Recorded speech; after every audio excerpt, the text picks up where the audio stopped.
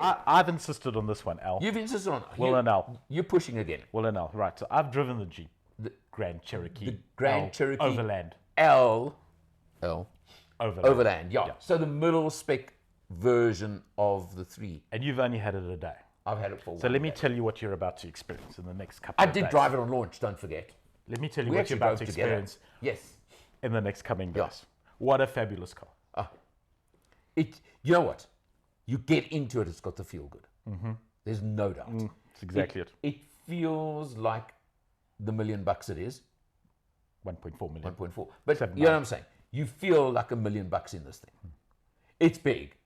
In fact, no, it's not big. It's massive. 5.2 meters long, 1.8 meters, well, two allens tall, about 2.5 allens wide. Yeah, but it drops automatically when you stop it, so it's not so bad It getting moves in the and seat backwards and forwards. No, the whole vehicle drops. Oh, does it? Oh yes. If you've got it set in auto. Oh, no, I You see, you didn't even look at that. I don't need it.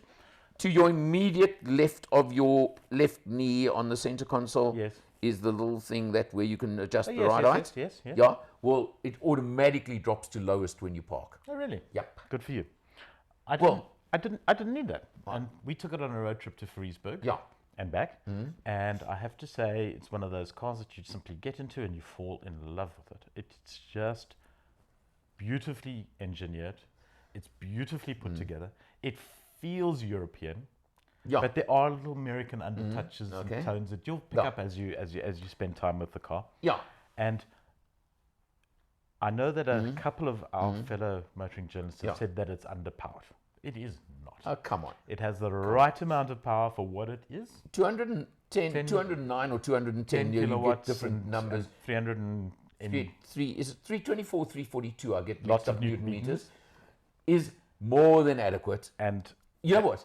Again, we say this about so many cars. This is not a racing vehicle. no, it isn't. It's an SUV. It's it's it's more than an SUV. It's a cruiser. It's a proper SUV that you can literally, as you It's say, a cruiser. Yeah, exactly. And it'll get you to the national speed limit and sit there all day long and beyond. and beyond. The 8-speed auto box will kick down and overtake with no question does what marks it or needs to do. whatever. You But I'm don't- saying safe overtake when you've got 5 trucks blocking the lane as they do on the open road. There are no issues in terms of performance that I have on the car. I'm not going to have an at issue all, with that. at all. In terms of the pricing point, I think it is keenly priced. It's punching above its weight there in terms of Well, the what you're getting for Let's your just mention money. here that the debate that raged, you remember at the launch, as to what is its opposition. Well, And here a lot we of guys go. were saying Prado stroke Land Cruiser. Well, yeah. And Jeep themselves said, no, we're talking BMW X5. Based on the size of the vehicle, yes. yeah. I think in terms of spec level and a couple of small details, maybe the BMW has the Jeep's edge. But you're paying. Yeah, but hang on. You're paying a hell of a lot more. Add for $500,000 to it. Yeah, exactly.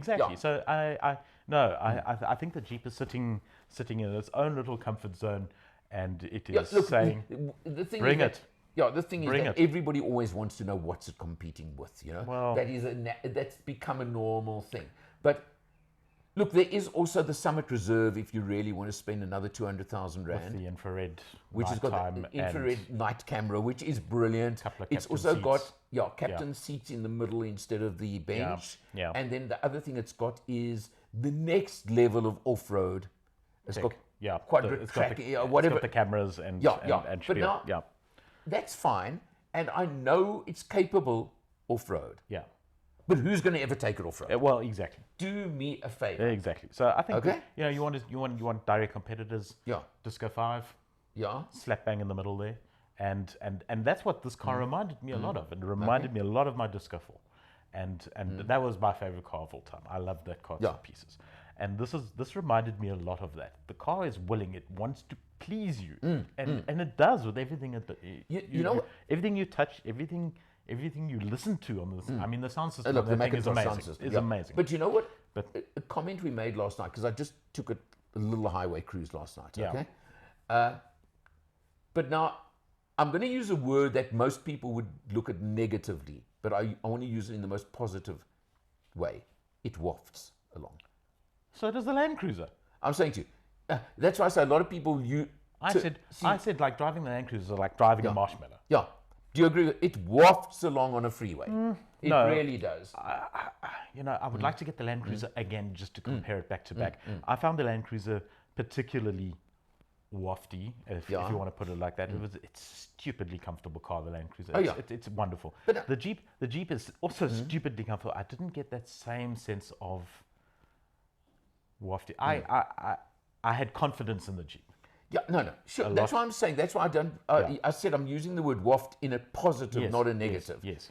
If you understand what I mean by that. It's comfortable. Absolutely. No, it's not comfortable. It's super comfortable. Yeah. Well, there you go. Yeah. Really, I think that's where I'm coming. That's why the waft I'm using, but not waft as in it's all over the road and you kind of correcting your steering too often or things like that. You're going from sitting in the couch to lazy boy with the feet up. Correct. That's it. Yeah. But with all the control, the confidence, everything. Sorry, one thing that is super irritating on that car is that lane departure warning, which I switched off after about a minute. Oh, I never used it. Yeah, no, it's there. That buzzer where it's such a wide car. I think it's difficult to keep it dead in the lane on the highway at the best of times. Sure. And then it's going off this beeper like crazy, which there's that button to switch I can't off. remember if mine beeped at me too much. I didn't notice. I really didn't notice it being an issue. I just turned I off. picked it up straight away. I must be honest. Yeah. Just but there's the button to push the switch button off. Yeah. Push the button, So- and that was that.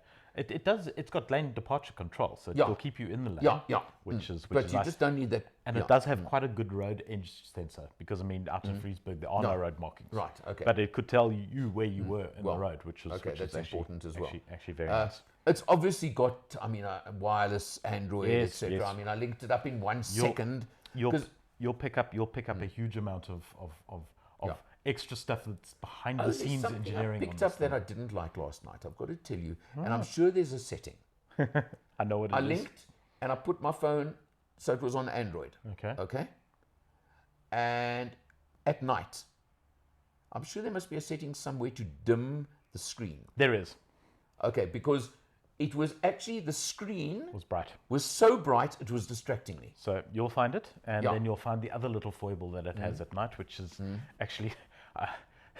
I'll let you find it, and we'll But I mean, I'm we'll really catch up with saying, it later. as I say, the point is, I'm sure you can adjust Yeah, it. you absolutely can. Yeah, no, you can. Look, you're And the technophobe of the two of us, okay? There are two things you can adjust. Technophobe. I'm not fear of technology. I love technology. No, but you're the techno, whatever you want to call it, Technophile. of the technophile of the two of us.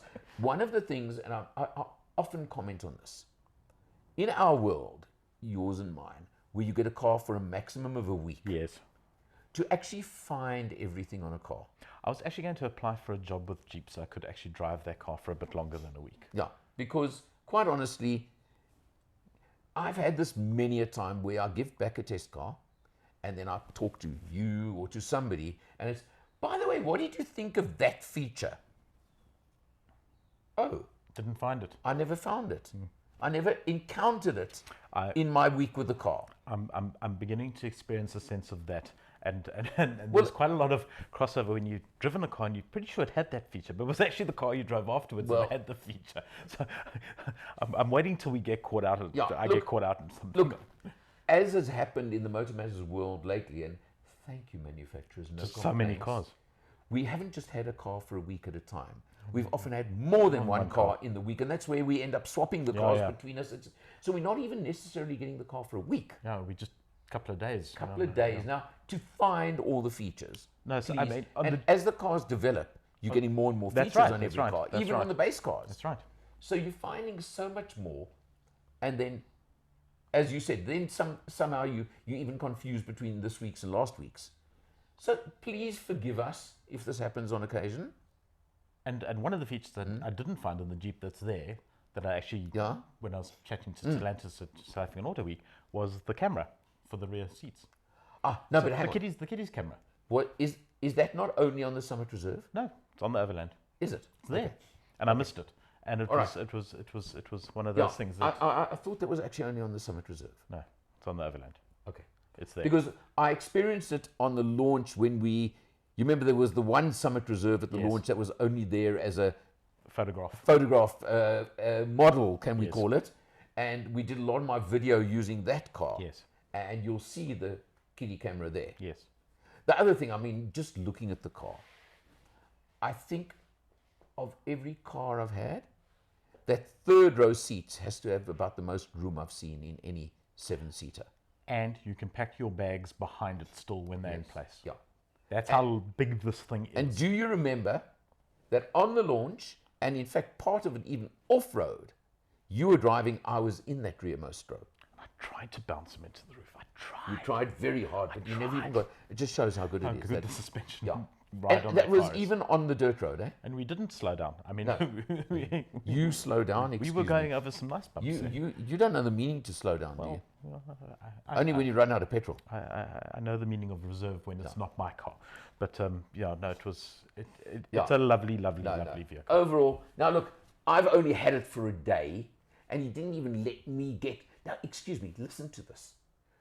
I pass the test cars to him generally and give him a chance. He gets the Grand Cherokee L and he doesn't even give me a chance. I was away. I was away. I'm sorry, Al.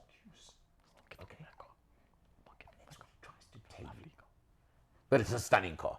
You're going to enjoy So it. wait till after next weekend. And we'll just have a quick And we'll have a quick touch up. But see obviously there'll also be a full video. And if he behaves himself, maybe I'll let him come into the video again. I'll point out all the bits you missed. Go for it. All right. On that note, Grand Cherokee L, wow.